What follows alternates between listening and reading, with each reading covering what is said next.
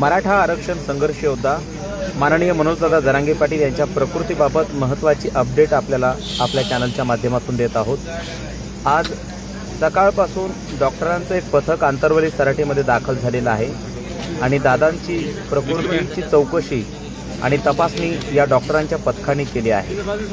त्यामध्ये असे निदर्शनास आले की बीपी आणि शुगर खालावली आहे आणि अंबडचे तहसीलदार तातडीने दादांच्या भेटीला आंतरवली सराटीमध्ये दाखल झालेले आहेत। मनोज जरांगे पाटील यांच्या उपचारासाठी डॉक्टरांची पथकं उपोषणस्थळी दाखल झाल्यानंतर उपचार घेण्याची डॉक्टरांच्या पथकाने दादाला विनंती केली, परंतु आज चौथ्या दिवशी मनोजदादा जरांगे पाटील यांनी उपचार घ्यायला स्पष्टपणे नकार दिला आहे। संघर्ष योद्धा मनोजदादा जरांगे पाटील यांनी उपचार घेण्यासाठी नकार दिल्यामुळे समाजामध्ये आता काळजीचं वातावरण वाढलेलं आहे। कारण गेल्या 4 दिवसापासून पोटात अन्नाचा कण नाही, त्यामुळे दादांच्या प्रकृतीची काळजी जशी डॉक्टरांना आहे तशी समाजाला देखील लागलेली आहे। मराठा समाजाला सगळे सोयरे आणि ओबीसी प्रवर्गातून आरक्षण लागू करण्याच्या मागणीसाठी आंतरवली सराटीत उपोषणाला बसलेले संघर्ष योद्धा मनोजदादा जरांगे पाटील यांची प्रकृती खालावल्याची माहिती आता समोर येते। मनोजदादा जरांगे पाटील यांनी 8 जूनला आमरण उपोषण सुरू केलं। आज त्यांच्या उपोषणाचा 4था दिवस आहे, मात्र त्यांची प्रकृती लक्षणीयरित्या खालावल्याचं समोर आलंय। आंतरवली सराटीत डॉक्टरांचं एक पथक तैनात आहे। कोणतेही उपचार घेण्यास मनोजदादा जरांगे पाटील यांनी नकार दिलाय। यापूर्वी आमरण उपोषण करताना मनोजदादा जरांगे पाटील यांना काही वेळा सलाईन लावण्यात आली होती, परंतु सध्या मनोजदादा जरांगे पाटील कोणतेही उपचार घेण्यासाठी तयार नाहीत। त्यामुळे आंतरवली सराटीमध्ये देखील मोठ्या प्रमाणात समाज बांधव एकत्रित आलेले आहेत। समाज बांधवांची अशी अपेक्षा आहे की दादांनी सलाईन घ्यावे, पाणी घ्यावे, परंतु मनोजदादा जरांगे पाटील आपल्या मागणीवरती ठाम आहेत आणि जोपर्यंत सगळे सोयरे या आरक्षणाची अंमलबजावणी होत नाही तोपर्यंत त्यांनी उपचार नाकारलेले आहेत। त्यामुळे सर्व स्तरातून एक काळजी व्यक्त करण्यात येत आहे। कारण गेल्या 8 महिन्यापासून एवढा मोठा संघर्ष उभा करणारे संघर्ष योद्धा मनोजदादा जरांगे पाटील त्यांच्या नेतृत्वाखाली समाज एकत्रित आला आहे आणि समाजात न्याय मिळावा यासाठी दादांची लढाई सुरू आहे। आज गेल्या 4 दिवसापासून संघर्ष योद्धा मनोजदादा जरांगे पाटील समाजासाठी आंतरवली सराटीमध्ये संघर्ष करत आहेत।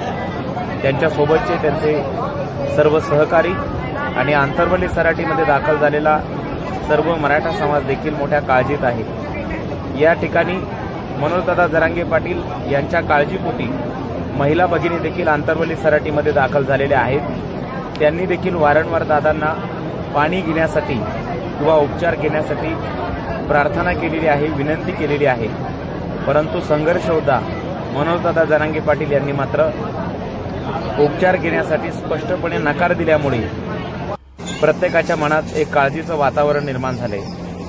याच पार्श्वभूमीवर अंबडचे तहसीलदार चंद्रकांत शेळके यांनी मनोजदादा जरांगे पाटील यांची भेट घेतली।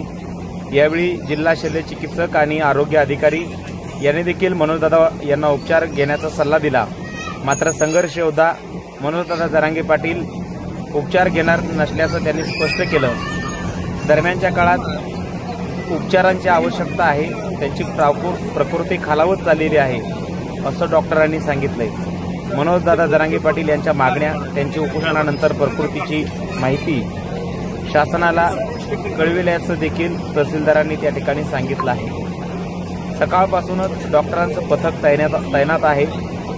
मनोजदादा जरांगे पाटील यांचे सर्व सहकारी देखील त्या ठिकाणी काळजीमध्ये आहेत। उपोषणाचा 4था दिवस आहे।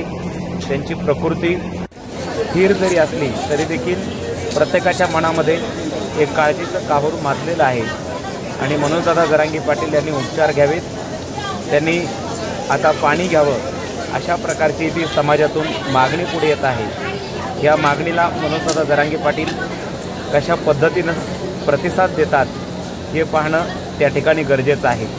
परंतु जनभावना, लोकभावना आणि समाजाची भावना अशी आहे की संघर्ष योद्धा मनोजदादा जरांगे पाटील यांनी पाणी घेतलं पाहिजे, त्यांनी डॉक्टरांचे उपचार अर्थात सलाईन तरी घेतलं पाहिजे। कारण मागच्या काही आमरण उपोषणाचा अनुभव आपल्या सगळ्यांना आहे। आता डॉक्टरांनी काय सांगितलंय तर डॉक्टरांनी काही वेळापूर्वीच मनोजदादा जरांगे पाटील यांच्या प्रकृतीची तपासणी केली होती। प्रसारमाध्यमांशी बोलताना त्यांनी सांगितलं की सकाळपासून मनोजदादा जरांगे पाटील यांची प्रकृती खालावली आहे, त्यांच्या शरीरातील रक्तदाब खालावत आहे। उपोषणाचा 4था दिवस असल्याने त्यांच्या रक्तातील साखरेची पातळी खालावली आहे। त्यामुळे मनोजदादा जरांगे पाटील यांना शक्य तितक्या लवकर उपचारांची गरज आहे, अशी माहिती जालन्याच्या आरोग्य जिल्हाधिकारी जयश्री भुसारे यांनी देखील दिलेली आहे। आज सकाळी डॉक्टरांचं पथक त्या ठिकाणी आंतरवली सराटीमध्ये दाखल झालेलं आहे। गॅलेक्सी हॉस्पिटलचे डॉक्टर चावरे सर देखील आपल्याला मनोजदादा जरांगे पाटील यांच्या आरोग्याची तपासणी करताना त्या ठिकाणी दिसत आहेत। प्रत्येकाला संघर्ष योद्धा मनोजदादा जरांगे पाटील यांची काळजी आहे। लाख मेले तरी चालतील, परंतु लाखांचा पोशिंदा जगला पाहिजे, ही प्रत्येकाची भूमिका आणि भावना आहे। आणि म्हणून या ठिकाणी आलेला समाज देखील मोठा काळजीत पडलेला आपल्याला त्या ठिकाणी पाहायला मिळत आहे।